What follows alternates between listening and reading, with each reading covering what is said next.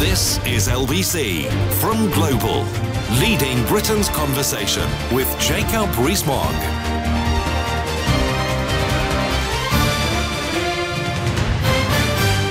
Well, good evening. I'm in Leicestershire this evening. I've come here to speak for Andrew Bridgen, who's one of the local MPs, a good Conservative MP who came to speak to us in North East Somerset last year. So I'm returning the favour, and it's a lovely place to be.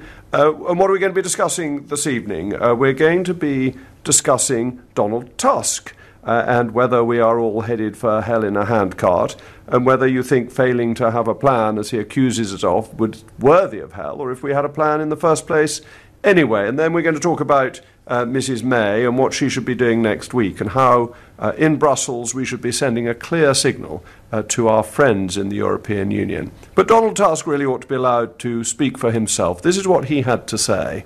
I've been wondering what that special place in hell looks like for those who promoted Brexit without even a sketch of a plan how to carry it safely.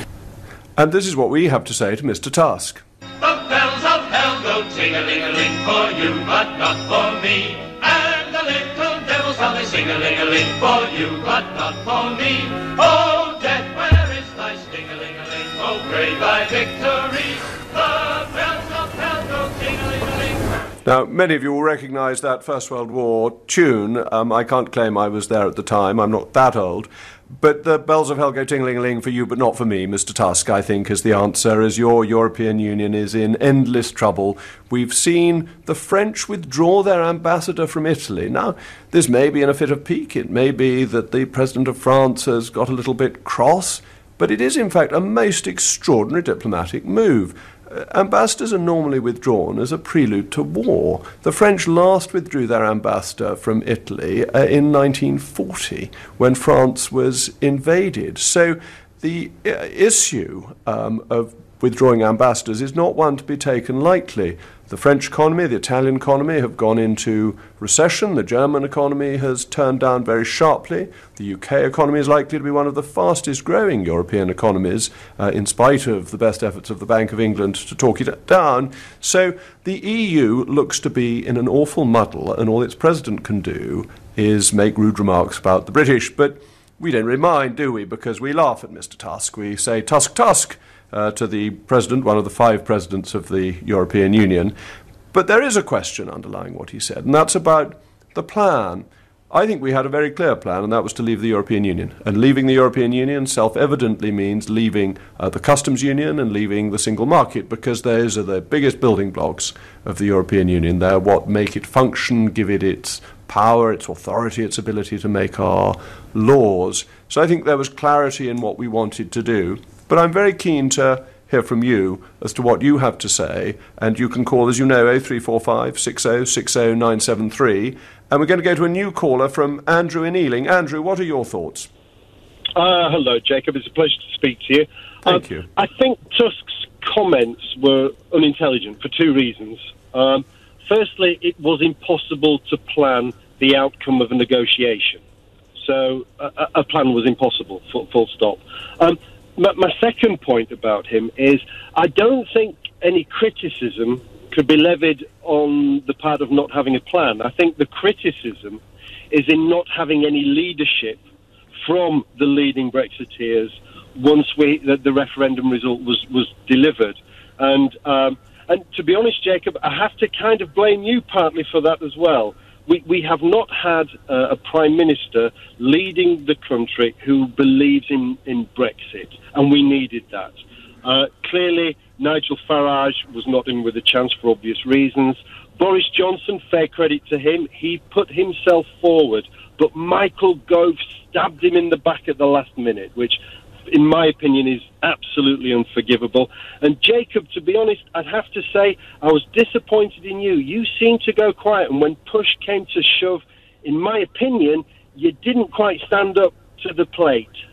OK, but I backed a Brexiteer all the way through. I backed Boris Johnson until he withdrew.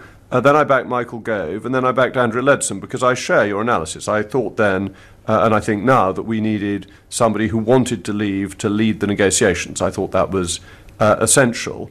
And And thank you for accusing me of going quiet. It's something I'm very rarely criticised for, but I've made it pretty clear that I was supporting a leaver because I think your analysis hits the nail on the head, that the negotiations are where a plan is tested. You can have a plan, you can have all sorts of ideas, and people did. They put out their plans vigorously during the referendum, but the plan, once it meets the negotiation, inevitably changes.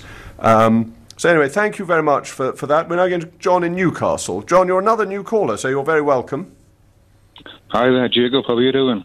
Very well, thank you. So we're asking, do you think leaving the European Union was a good enough plan? Do you think it was a good enough plan?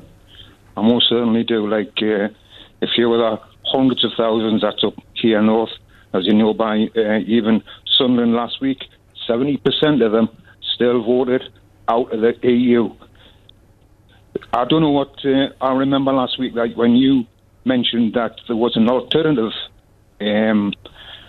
question that was going to go forward with Mrs May across to Brussels and such like.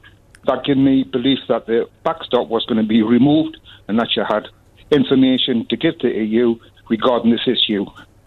But by the sounds of things, she's never done a thing. Could you tell me one thing? Has Mrs May got interests, financial interest in the EU, whereby she doesn't want to leave the EU? No, I'm sure that's not the case, but you think, if I understand you correctly, that leaving the European Union was quite enough plan. That's what people voted for, and that's what we need to deliver. That doesn't mean a deal, that doesn't mean necessarily a negotiation. We just leave on the 29th of March. I don't want to put words in your mouth, John, but is that essentially what you're saying? 100%. Yeah, now, I've got one more question. You're all right, fire away. And it's very important. I don't want you to snigger. I don't want you to answer it. But this has been laid on my heart for a while. I want you to seriously think and go away and ask for wisdom and knowledge and guidance from higher authorities than what is that is surrounding you. And I've done a lot of praying about this, and I believe, sir, that you, when the time comes, which it will do, to put yourself forward for the leader of the Conservative Party, because we need a person like you, as Sir Winston Churchill said many years ago, when we were in the doldrums, we brought our guys back. His first words were, "We will never surrender." And that's what we need in this country. We need somebody strong, positive, directive, no lies, believes in democracy. Excuse me. Well, John, thank you so much for your prayers and for your vote of confidence in me. I'm only a backbench MP, but I greatly appreciate your kindness and for taking the trouble to call. I hope you'll call us again on future programmes. We're asking the question today, do you think to leave the European Union is a good enough plan on its own? Peter in Stockport, what's your view on that? Good afternoon, Jacob. It's very nice to speak to you. Thank you. I would like to say that we've been in urgent need of leaving the EU for 30, 40 years. And I have an idea, I don't know how you'd feel about it, of an easy way to make sure that it happens. Sorry, you faded out. Are you speaking into your handset? I can't hear you. Yes, I am. Is that any better? That's better. Yes, far away. Right. Yeah. It's to do with the Bill of Rights. The last bit of it about treason and sedition. And just as an ordinary man about town, the way I see it at the moment, what's happening with our government seems to be verging on treason in what they'll end up having brought on our country. And if that Bill of Rights was adhered to, I think it could be solved pretty quickly. What do you think?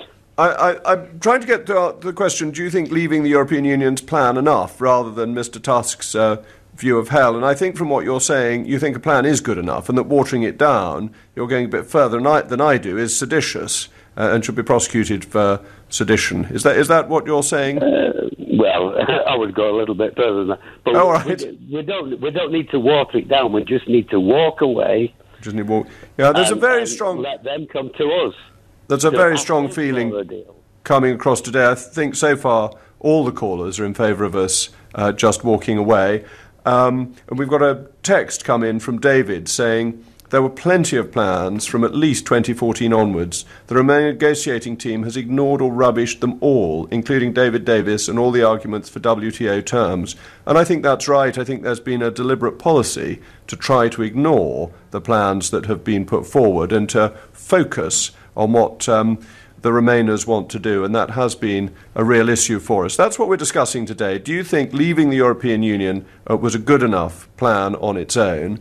And later on, we're going to talk about what Mrs May should be doing. How do we take this forward? Because it's not just about where we are, it's where we go next. And we want to know next week what Mrs May should be thinking about, what she should be talking about. But now it's coming up to 6:15 and it's time for the news headlines with Lisa Aziz. As Theresa May heads to Dublin for dinner with the Irish Taoiseach, Leo Varadkar's warning tonight's meeting won't involve any negotiation on the terms of her Brexit deal or the contentious backstop. 2 people have died in Wales and Devon as strong winds in Storm Eric bring down trees.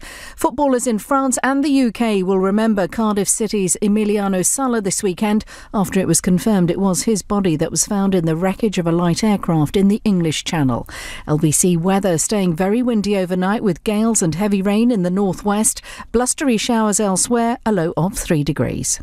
LBC Travel, I'm Dave Goff. There are long delays on the M25 anti-clockwise. 3 out of 5 lanes are closed to recover a van that was on fire earlier on between junction 13 for Staines and junction 12 for the M3. Clockwise on the M25, all traffic is now being held. That's because of an accident from junction 24 for Puttersbar to junction 25 for Enfield. The A12 is closed northbound between junction 12 for Mount Nessing to junction 13 for Ingatestone because of an accident. On the underground, a signal failure at Baker Street means there's no service on the Metropolitan line between Wembley Park and Aldgate, and severe delays on the entire Circle and Hammersmith and City lines, and there are delays of up to an hour to flights in and out of Heathrow, Gatwick and London City airports. That's because of the strong winds. This is LBC. When you buy the award-winning Alfa Romeo Giulia or the Stelvio Performance SUV, you can pretend it's for the 5-year warranty, the 3 years free servicing, 5 years roadside assistance, or the 5 years 0% APR. But the real reason is, you just want an Alfa Romeo. Start something beautiful. Visit alfaromeo.co.uk. 5 years or 75,000 miles warranty. Minimum 35% customer deposit. 60 months term. HB sales until the 31st of March 2019. Subject to status. T's and C's apply. Alfa Romeo Financial Services.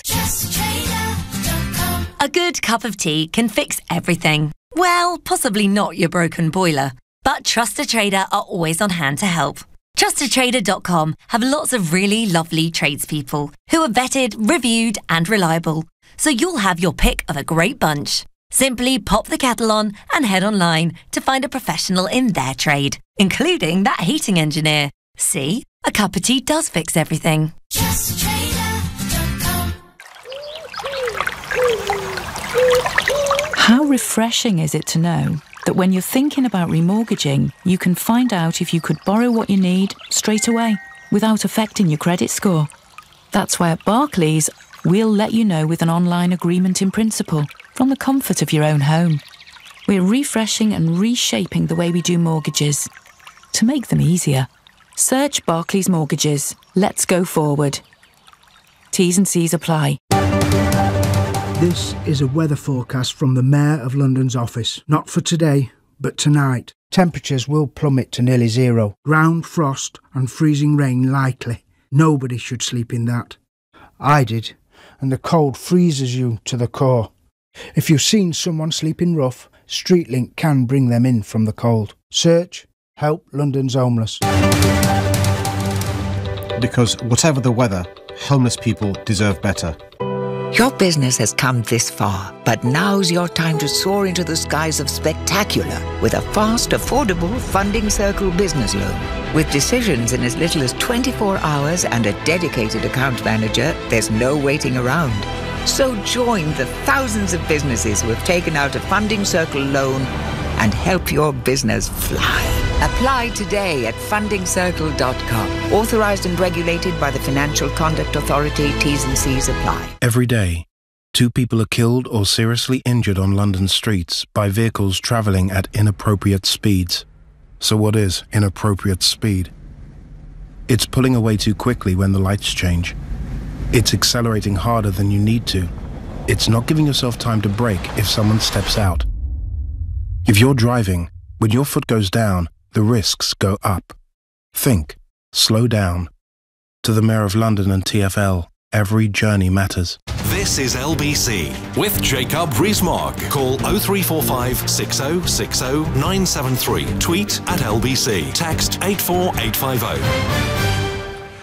Welcome back. We're asking, in response to Donald Tusk suggesting that we're all agents of Beelzebub, whether or not you think that leaving the European Union was a good enough plan on its own. And the first caller this evening made the excellent point that in a negotiation, whatever you've planned changes anyway, so isn't he undermining the basis of Article 50, which says you will negotiate for 2 years? You don't just slap down a plan and say, this is what we're doing, thanks very much. Or at any rate, that's unlikely to be a successful approach. So, Peter in Wimbledon, I hope you're on the line, and be very interested in your views, whether you think leaving was a good enough plan.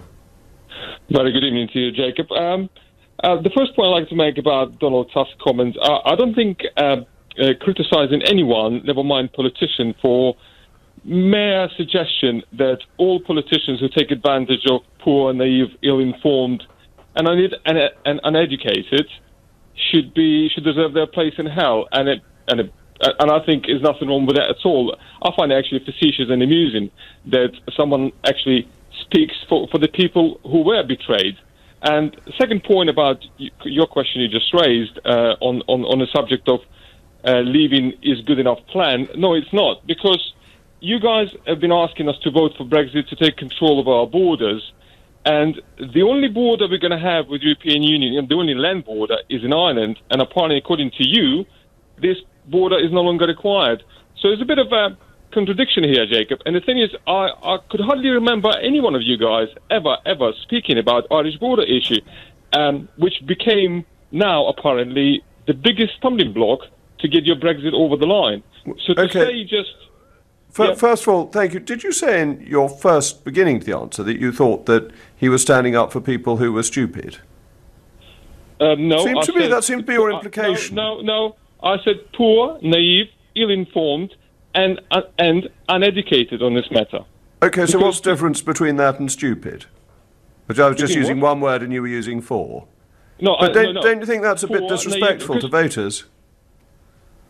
Wait, what's disrespectful to voters for people like you to take advantage of them? Because those people at the time, I'll ask you again, how many times yourself or anyone else on your side has discussed the issue of Irish border and Good Friday Agreement before the referendum took place? That 2.5 years down the line, none of you got a solution to this problem. And the thing is to say that we voted to take control of our borders, and apparently that's your second point. Let's come to your second point, but let's deal with your first point first.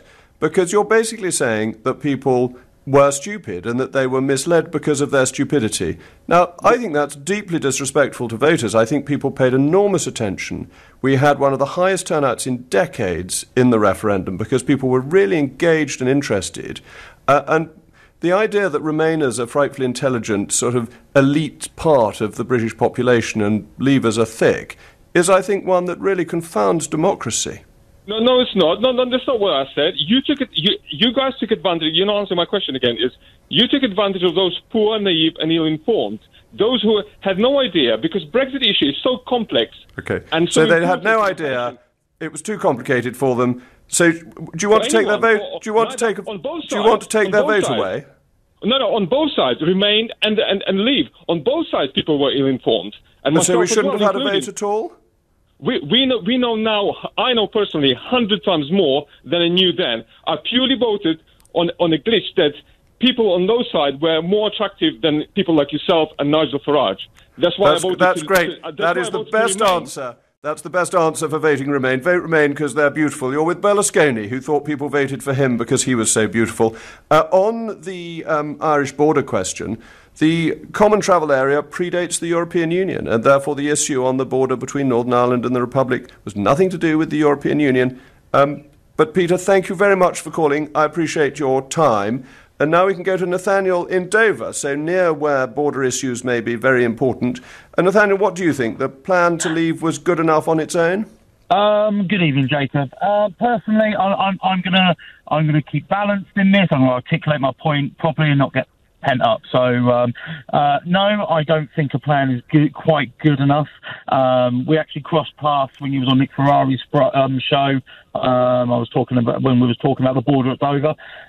No, I don't, because I come from a background of running a business, and in any important decision you make, you have to, whether or not it sticks to a plan or not, it is one thing, but you always need to go into any form of negotiation that's important with a plan of what you hope to achieve.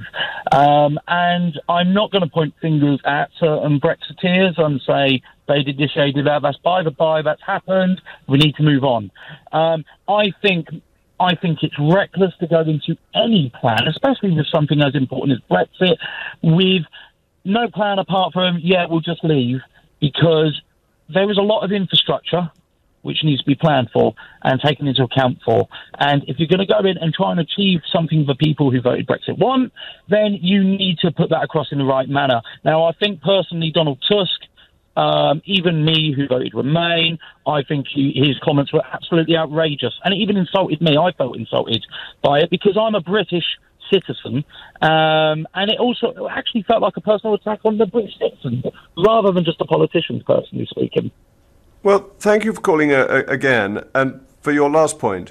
I think what's interesting is that Donald Tusk has managed to unite the British nation, and it does show something about the attitude of the European Union towards us, that it is quite condescending and thinks that leaving their precious club is such lunacy that you must be devilish if you want to do it.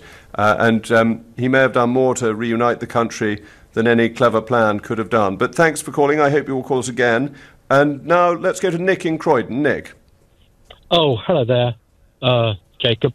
Evening. I think he has said one of the stupidest comments I've heard from a politician for years. I mean, it is literally none of his business why we're leaving. We're leaving. He should concern himself with his issues, rather than casting aspersions on the motives, the intelligence, the intellect, the planning of those who simply have a different viewpoint. So I just think it's so daft of him. And you think that leaving was plan enough? Is that right, or is that irrespective? You can never plan that far in front. I mean, we all have a general things we'd like. We'd like a free trade area with Europe. Of course we would. They're our nearest partners. But we'd like control ourselves somehow. We'd like free movement within controlled areas because it's our borders, not them, not theirs. And with friends, you can agree these things. I find it... I wonder whether this is not the first sign of the EU beginning to crack under the actual timetable of this. Because it is an absurd thing for someone of his diplomatic intelligence to say. Yes, I think that's right. I think you make an excellent point. It was a show of temper, which you would have thought a senior politician ought to be able to keep under control. Well, thank you for calling. We've had excellent texts coming in. Alex texts, leaving the EU is more of an aim than a plan. For example, if I said I'm becoming a millionaire, that's an aim. I would have to implement a plan to get that aim. Anyone can say they're going to become a millionaire, but they'd have to go through steps to get there. And Joe has said Article 50 is clear on the process. If a deal cannot be done, then we leave on March the 29th and operate under WTO. That's the only plan we need. And of course, that was obvious. That was something that was made clear in the referendum campaign. People knew that after 2 years they would just leave. So now we can go to Will in Sheffield. Will, are you going to think that a plan leaving is good enough on its own, or are you with Mr. Tusk? Do you think we're all devils?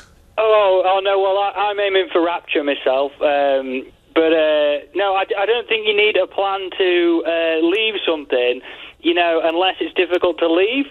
Like if I'd got stuck in a maze, I'd need a plan to leave it. But because I'm in my front room, I could quite easily just get up and walk out the front door. It's not much of a plan. That's a very good point. And if you were in the maze, you could just take the secateurs and cut through, couldn't you? So sometimes the direct route is the best route. Well, exactly, yeah. I just think it highlights, I think his statement really highlights the kind of difference there is in Europe, because I can't tell whether he's being sarcastic or not. I mean, you would suppose there was some sarcasm there, but I really can't tell. I think it's the strange thing about Europe is that it's it's so geographically and historically connected, but so culturally diverse that's just one of the peculiarities of Europe, you know. So do you think this was an obscure form of bureaucratic humour? If it was, I just can't. I couldn't. It didn't ping on my radar. You know, that's what the point I made. I can't tell if it was supposed to be sarcasm. I couldn't tell. You know. So President Tusk, serious.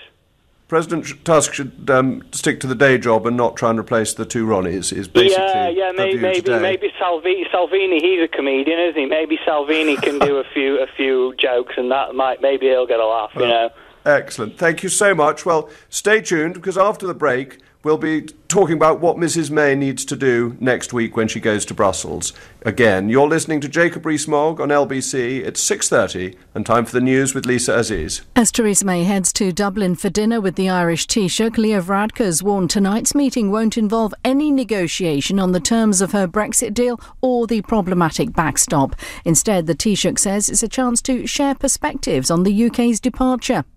2 people have died in Wales and Devon as strong winds in Storm Eric brought down trees. Transport's also disrupted this evening, with flights at Heathrow, Gatwick and London City airports facing delays. Sports Direct says it's made an offer to buy Patisserie Valerie after it went into administration. More than 900 workers have lost their jobs at the high street cake chain following suspected accounting fraud. LBC weather remaining very windy overnight, with gales and heavy rain in the northwest. Blustery showers elsewhere, a low of 3 degrees. LBC at the weekend. Matt Fry. One of the really fascinating things for me about Brexit is the way that the issue of Europe has cut across the Labour Party. What happens to those Labour voters who voted for Labour but also voted for Brexit? What about all those young people who turned out in their tens of thousands for that pro-second referendum? What happens to them? Will they abandon Labour? Leading Britain's conversation. Matt Fry. Saturday mornings from 10 on LBC. Little Red Riding Hood has been trying to sell her grandma's home for some time now, but the estate agent's shiny, sharp teeth have left her with sweat on her brow. Trust me, darling, I just want what's best for you, hence the added fees.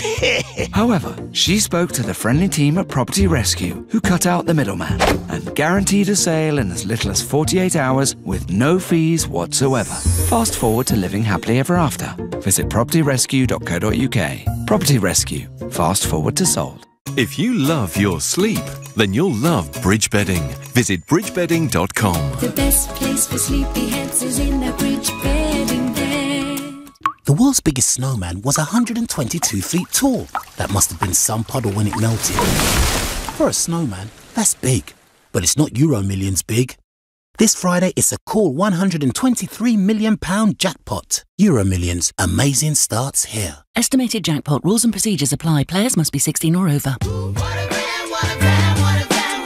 What makes a Vanarama van make your business look the business? What about not needing a big deposit? What about how affordable it is? You can get a brand new Vauxhall Vivaro for just £179 a month. What a price! What a mighty good price! Business users initial rental £1,750 plus 20% VAT, 60 months. Admin fee £165 plus 20% VAT. Conditions apply. Limited stock availability. Go to Vanarama.com and lease a Vanarama van. Ah! GCSEs, A-levels. For exam success without the stress, only one name stands out. Justin Craig. A Justin Craig Easter course kickstarts revision, consolidates knowledge, boosts confidence and improves exam technique. With over 30 years experience, Justin Craig has helped more than 100,000 students secure their university place. For Easter revision course details, visit justincraig.ac.uk. Justin Craig. Just in time. Isn't it reassuring to know that when you're looking to remortgage, you don't have to rejig your routine? That's why at Barclays we offer evening and weekend appointments. It means you get to talk to us when it works best for you. Morning or evening. We're refreshing and reshaping the way we do mortgages. To make them easier, search Barclays Mortgages. Let's go forward. T's and C's apply. The work van. Functional, trusted, vital. But what about advanced, desirable, distinctive? Introducing the all-new Peugeot Partner with innovative surround rear vision and the acclaimed Peugeot iCockpit teamed up with a payload of up to a tonne and room for 2 Euro pallets. It's more than a work van, it's a partner. Voted What Van LCV of the Year and International Van of the Year 2019. Master the impossible. Experience all new Partner and drive it for yourself at your local Peugeot dealer. Discover more at business.peugeot.co.uk. Jacob Rees-Mogg on LBC. Call 0345 6060 973. Welcome back, or you can text 84850 or tweet me at LBC. We were just talking before the break about what Mrs May want to say to our European partners. She's having dinner this evening with Leo Varadkar, the Prime Minister of the Republic of Ireland, and it seems to me that she should be making it pretty clear to him that if we leave without a deal, the biggest risk is to the Irish economy, that its goods pass through the UK on the way to the EU, using Great Britain as a land bridge to get to European markets. And though we've agreed in principle to allow that to continue without any further checks, if we were to apply normal checks, that would be very difficult for Irish business. And we import over £800 million net of Irish beef. We're the biggest market for Irish beef, and if the tariff of up to 80% went on Irish beef, it'd be pretty difficult for the Irish beef farmers, and that therefore making the Irish border the be-all and the end-all of our departure from the European Union is not in the interests of the Republic of Ireland, that if Europe wants to be tough and wants a punishment Brexit, they will do so at the price of Ireland, which seems to me to be a mistake and not something that anybody in the United Kingdom would want to see. So I'd encourage her to be quite forthright with Mr Varadkar, who seems to be the cause of a lot of the problems. He has politicised the Irish border question for domestic political reasons, and that the EU has been very keen to go along with that. And then, of course, next week, Stephen Barclay, the Secretary of State of the Department for Exiting the European Union, is heading off to Brussels to meet Monsieur Barnier, and I'd encourage him to propose the Malthouse Compromise. I think it'd be great if the government weighed in behind that, because I think that has a chance of getting through Parliament. But the main topic this evening is, do you think leaving the European Union was a good enough plan on its own? And John has texted to say, I didn't expect to leave with a deal when I voted to leave in the People's Vote of 2016. And John, congratulations on reminding us that the vote in 2016 was, of course, of people, not of aliens, which makes the title of the People's Vote campaign particularly peculiar. There was no mention of a deal on the ballot paper. I expected to be leaving the EU on WTO terms. That should have been prepared for the day after the result was known, over 2.5 years ago. And that's absolutely right. The failure of the government to contemplate losing the referendum from their point of view was willful negligence and has caused problems ever since. And Scott has tweeted, he's on Mr Tusk's side. We have a champion of Tusk. You're completely misrepresenting Tusk's word. He meant people like you, that's like me, who campaigned for this without even a shred of a clue of what it would mean, other than for your low tax haven fantasies. Please tell me how leaving the EU will help people in the northeast. Well, Scott, there are no tax haven fantasies for me. Your tweet is interesting, but is as sensible as Mr Tusk's tweet. How will leaving the EU help people in the northeast? Because if we cut tariffs on food, clothing and footwear, that helps people across the country, and it particularly helps those who are the least well off. It helps the UK be a more competitive market, looking to the growing markets outside the European Union rather than being tied in to the failing EU economic model. But we've got a new caller in Milton Keynes. Simon, what's your view and what is your answer to today's question? Oh, there's no Simon there. Simon has abandoned us. We're going to go to Wendy in Barnsley. Hello, Jacob. Hello, Wendy. Nice to speak to you. Thank you for calling. Yeah, I'm just ringing because I voted to leave and my family did. It didn't say leave with the deal on the ballot paper. I expected that we would leave on the WTO rules and then negotiate a free trade deal. And I think that the way things are going, I'm really worried that with the promotion of the customs union, that Mrs May might just give in to that because she wants to get the voters from Labour on board. Our MP, as you know, in Barnsley is Labour. I've emailed him on several occasions and not getting anywhere because, you know, we feel very strongly in this area that leave means leave. And you can't make, you know, two sides come together like Mrs May's trying to do. That's the mistake she's made. She should have gone in looking at the leavers, you know, voted to leave, and that was the winning side, and we negotiate a trade deal after. And I'm sure once it all settled down, even the Remainers would probably like what we got in the end. Well, I think you're absolutely spot on. A London taxi driver said to me not that long ago that he voted to leave, not for a deal. And I think you're saying the same thing. And it really struck me, that point, that people voted to get out of the European Union, and that means leaving the single market and leaving the customs union. It doesn't mean a debate on endless points of minutiae. It means leaving. So thank you, Wendy, for that. I'm in entire agreement with you. And now we can go to Nick in Dulwich. Nick, what's your view? Hello there. Yeah, my view is that if you look at this from a business point of view, as I'm sure you would like to, because I work in a similar business view in asset management in projects. Now, in a project like this, because it is essentially a project, we have now got an objective, but no way of how getting to it, and no plan. That is the reason that what they're saying that there's no plan.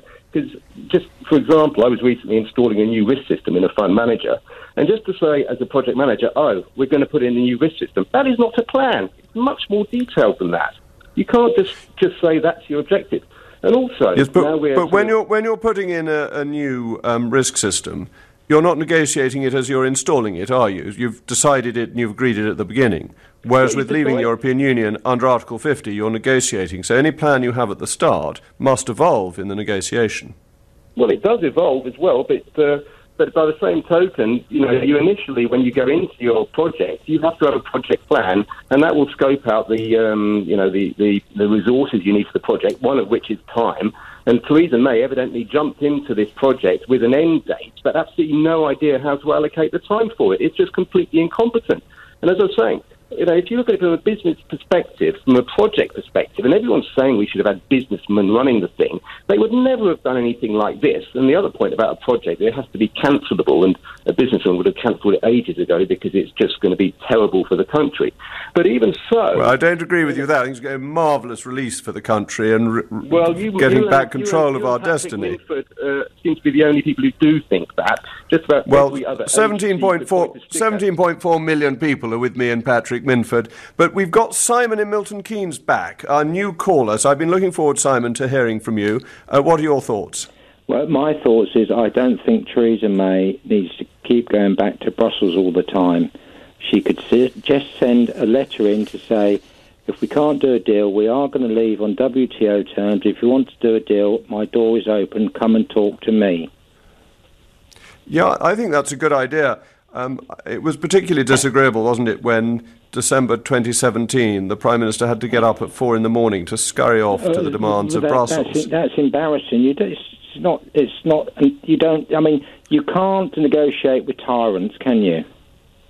And why didn't we let them come to us? They want our money. We're paying them for the privilege of leaving, rather than the other way around. Yeah, and just turn around to them and say, we are going to... And I don't know why she hasn't announced the WTO exit in Parliament, to be honest with you.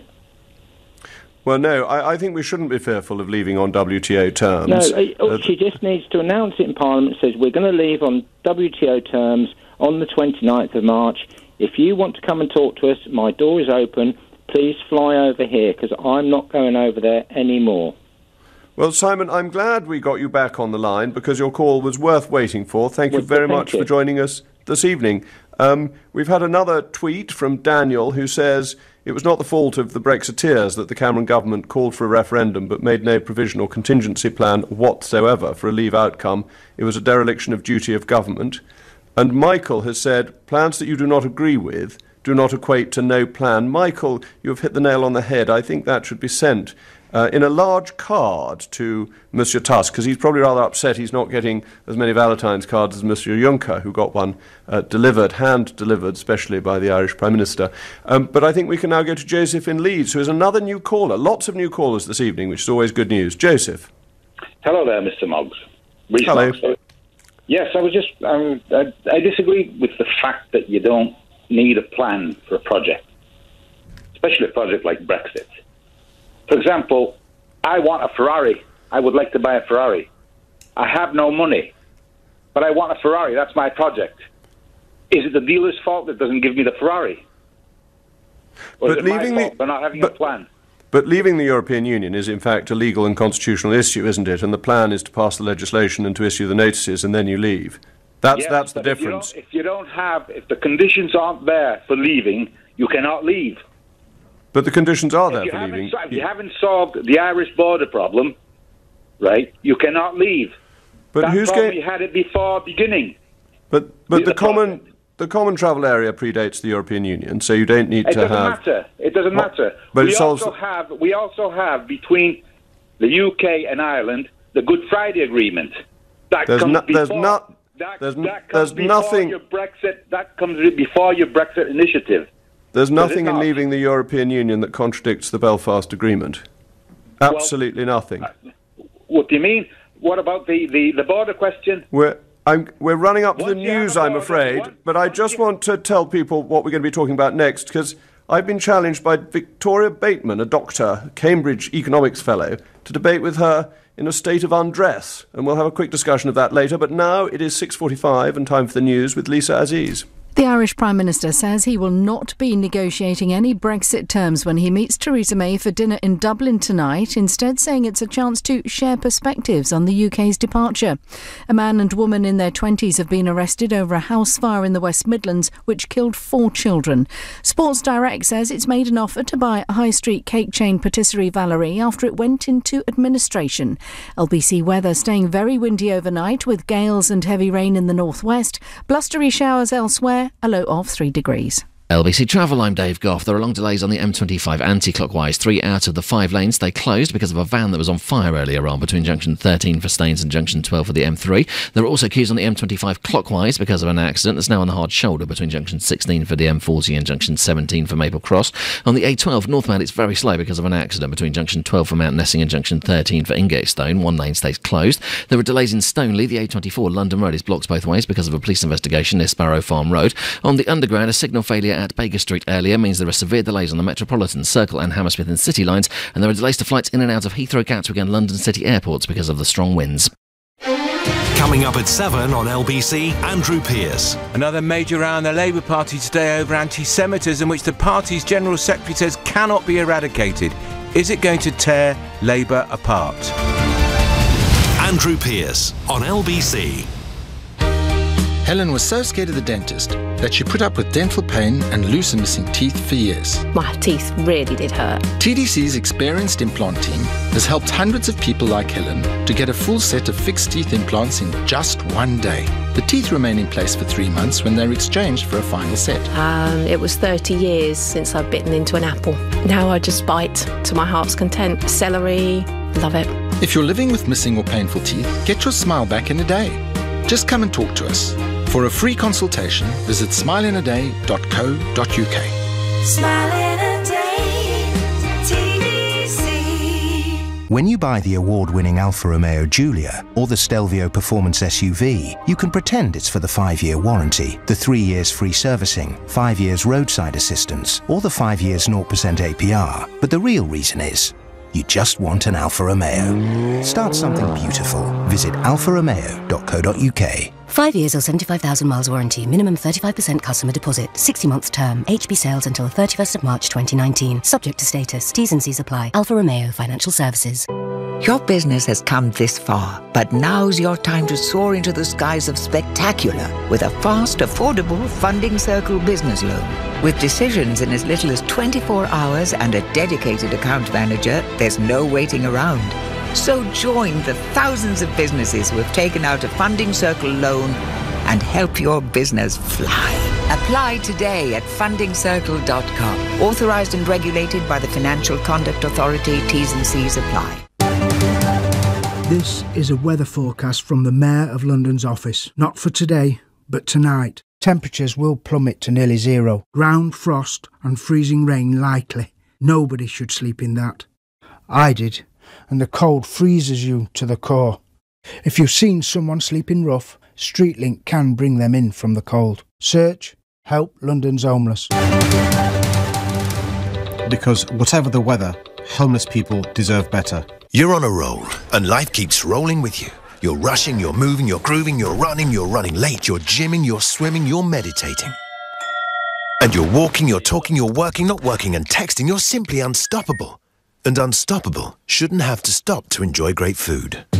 With Uber Eats, you could order food from your favourite restaurants and have it delivered right to your doorstep. Uber Eats. Get food delivered wherever life takes you. Download the app today. Available at selected times in selected locations.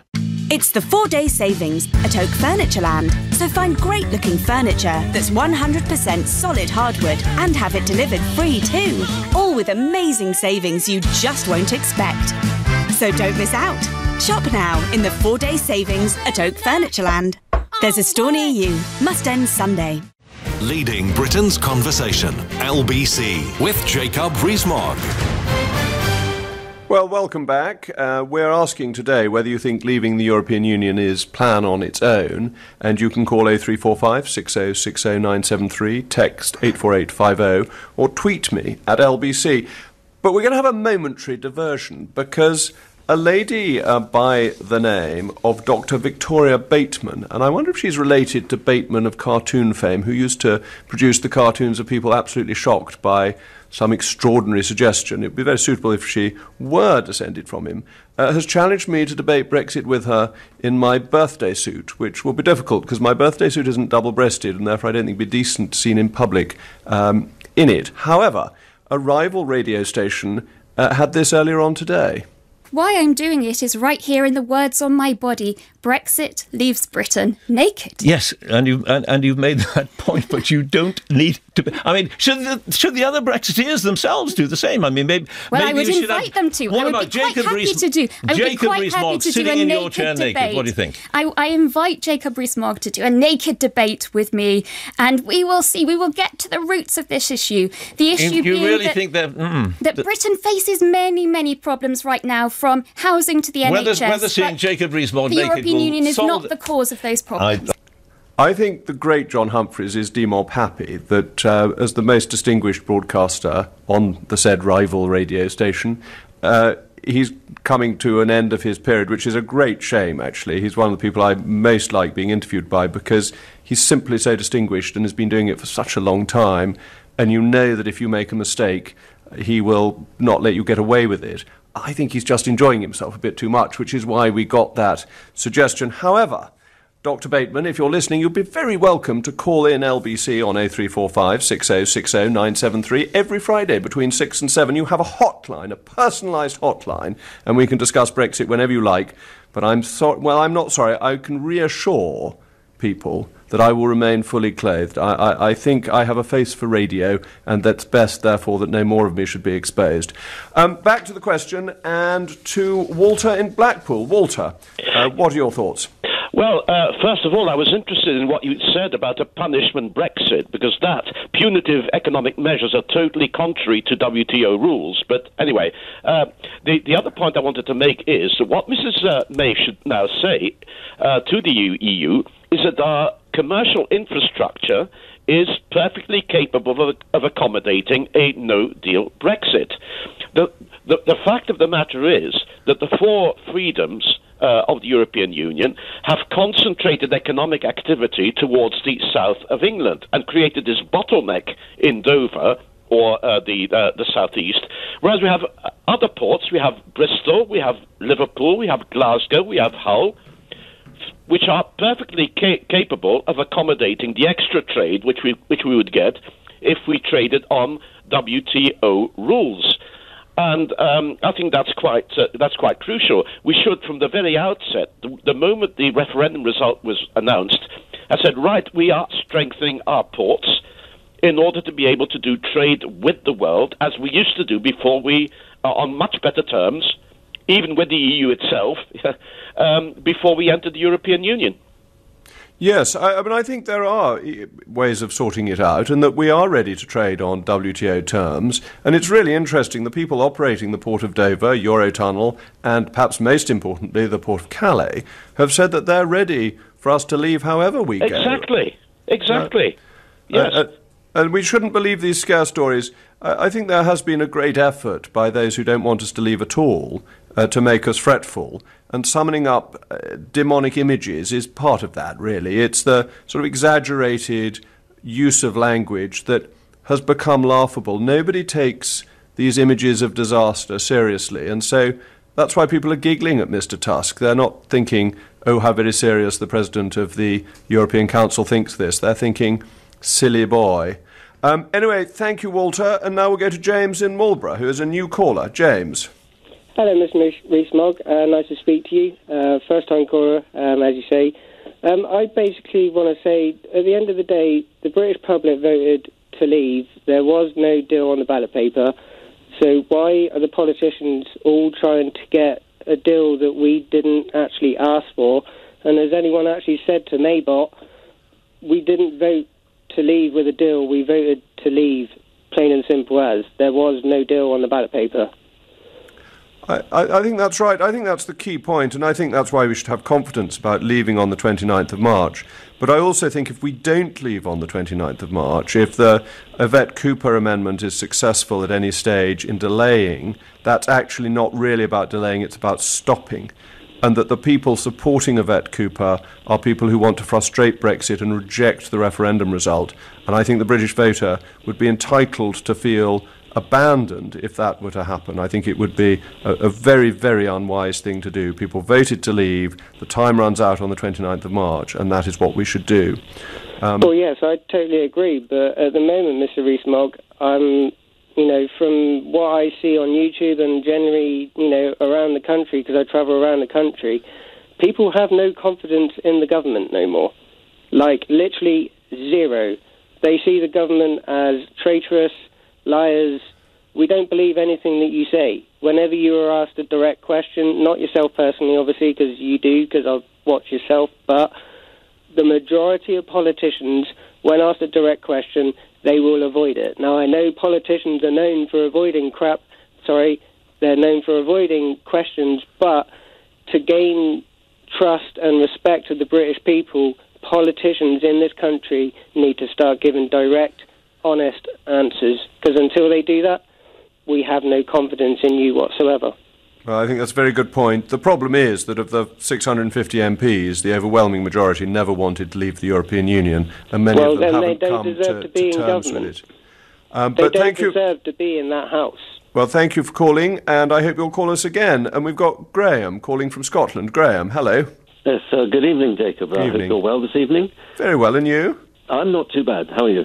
Good. I just wanted to point out, your question was whether just leaving the EU was a good enough plan. And I don't see that as a plan myself. That is the target. That's the end game, the goal that we wish to achieve. The plan is how we get there.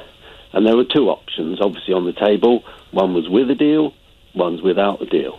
If we leave with a deal, we had 2 years under Article 50 to negotiate that deal. That's the plan for leaving with a deal. And if we're leaving without a deal, well, then the government should have been planning for a no-deal exit throughout this whole stage. And that's where we are now. Absolutely. I think that's very, very well and succinctly put. Thank you. I think we've just got time to go to Kenneth in Bishop Auckland, where I went not so long ago for a television programme. Most wonderful place. So, Kenneth, hello. Hi, Jacob. Kenneth here. How are you? Well, thank you. And you? Very well indeed. Good. Jacob, there's a lot of things that worry me here. First of all, when I invest in a company, I'd look at the accounts and I'd like to see them ratified. Oh, that's a good point. That with the EU, so I'm not sure where my money is going. The next thing is, the world is awash with opportunity outside of the EU. If we go to Asia, China, India, even Russia, things are not as bad as everybody says. I would love to be able to trade openly and freely with them. If we just walk away from this, my 39 billion, and it is mine and everyone else's, because we pay tax to have that. Taxpayers' money, you're quite right, yes. Stays with us. They should be begging us. 60% of the fish that get caught in our waters are not by our fishermen. We could step outside of here, make deals with the rest of the world, the big players, China and America. They must encompass most of the world. And if we add in Russia as well, if we could be nice enough to be friendly, we could take in the whole world. We could have a bright future, as opposed to being tied to a bunch of, this sounds harsh, losers that look like they're going bankrupt. Well, Kenneth, you're a first-time caller, and you have been depriving listeners at LBC from your wisdom for too long, so I hope you will call again and continue to make such brilliant points. Thank you. We've also had a tweet from Andy, who says, is there any reason that Article 24 of GATT cannot be applied in the case of no deal? And Andy, you're right. But it's now time to go. You've been listening to Jacob Rees-Mogg on LBC. I'm here every Friday evening from 6 until 7. At 10 o'clock tonight on LBC, it's Nick Abbott. But next, it's the inestimable Andrew Pearce. Thank you, Jacob. And coming up in the next 3 hours, we'll be talking about MPs debating whether 9 o'clock in the morning is too early for children to start school. They're debating whether they should in fact start school at 10 o'clock in the morning. Can't you just send your children to bed a little bit earlier? I might be tempted to say. Also, a grandfather has begged MPs to change the law in an emotional letter he sent moments before he ended his life at the Dignitas Clinic in Switzerland. His wife is now going to be questioned by the police. But first, another hour in the Labour Party over anti-Semitism.